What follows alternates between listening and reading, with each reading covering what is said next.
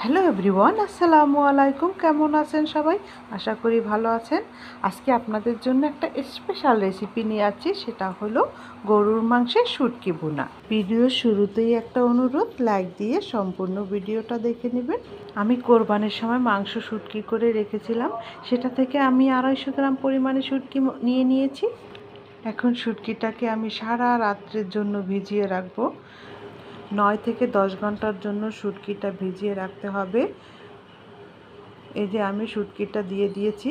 এখন এভাবে আমি 2-3 বার ভালোভাবে ধুয়ে পরিষ্কার করে তারপর ভিজিয়ে রাখবো সমস্ত রাত্র। এই দেখেন 8-10 ঘন্টা পরে আমার মাংসটা প্রায় একদম নরম হয়ে গেছে। আপনাদের একটা ভেঙে দেখাচ্ছি। এই যে দেখেন একদম সফট হয়ে গেছে। এখন মাংসটাকে আমি 5-6 বার ভালোভাবে ধুয়ে নেব।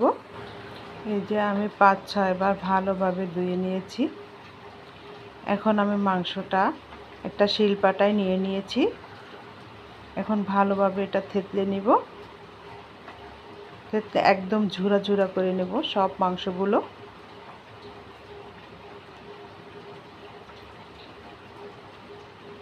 এই যে দেখেন আমি এভাবে করে সব মাংসগুলো থেতলে নিচ্ছি। এই যে দেখো বন্ধুরা, এখন মাংসগুলো আমার একদম রেডি। এখন আমি রান্না করতে চলে যাব। রান্না করতে করতে আমি সব উপকরণ তোমাদের দেখিয়ে দেব আমি কিভাবে রান্না করছি। আমি প্রথমে একটি পাতিল নিয়ে তার ভিতরে দিয়ে দিচ্ছি আমি এখানে হাফ কাপ পরিমাণে সয়াবিন তেল। তারপরে দিয়ে দেব এখানে আমি 1 কাপ পরিমাণে পেঁয়াজ কুচি। পেঁয়াজ কুচির পরিমাণটা একটু বেশি দিতে হবে। এখন আমি এখানে দিয়ে দেব গোটা গরম মশলা। প্রথমে দিয়ে দিয়েছি একটা তেজপাতা আর 3 টুকরো দারচিনি আর 3টা এলাচি। এখন পেঁয়াজটাকে আমি ভালোভাবে ব্রাউন করে ভেজে নেব। বেশি ভাজবো না, হালকা হালকা একটু ব্রাউন হতে হতেই আমি অন্য সব মশলাগুলো দিয়ে দিব। এই যে দেখেন পেঁয়াজটা আমার হালকা ব্রাউন হয়ে আসছে। এখন দিয়ে দিচ্ছি আমি আদা পেস্ট 1 চামচ, রসুন পেস্ট 1 চামচ। এখন এটা দিয়ে আমি আবার একটু নাড়াচাড়া করব 2-1 মিনিটের মতো, যেন আদা রসুনের কাঁচা গন্ধটা না থাকে। এখন দিয়ে দেব সামান্য একটু পানি।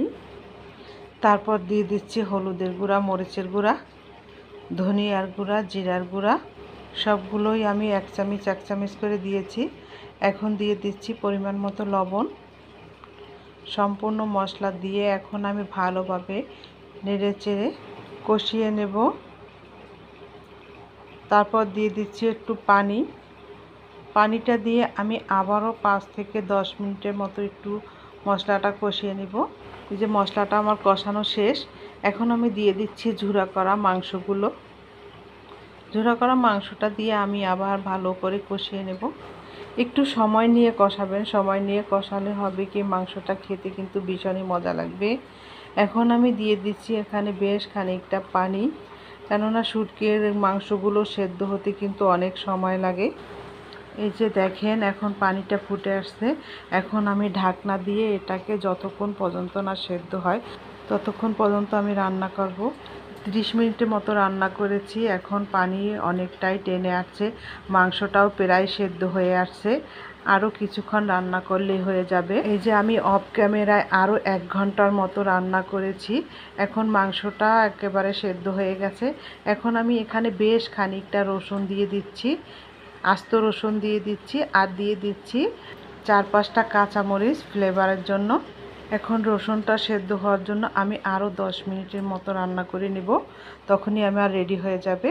এই গরুর মাংস শুটকিটা খেতে কিন্তু ভীষণই মজা লাগে, আমার তো খুবই পছন্দ। বন্ধুরা, আপনাদের কার কার এই গরুর মাংস শুটকি পছন্দ আমাকে কমেন্টস করে জানাবেন, আর পারলে একটু শেয়ার করে দিবেন।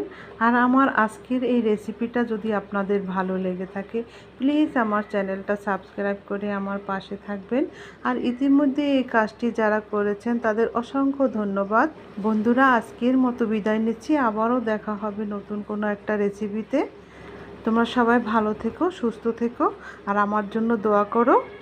আল্লাহ হাফেজ। আসসালামু আলাইকুম।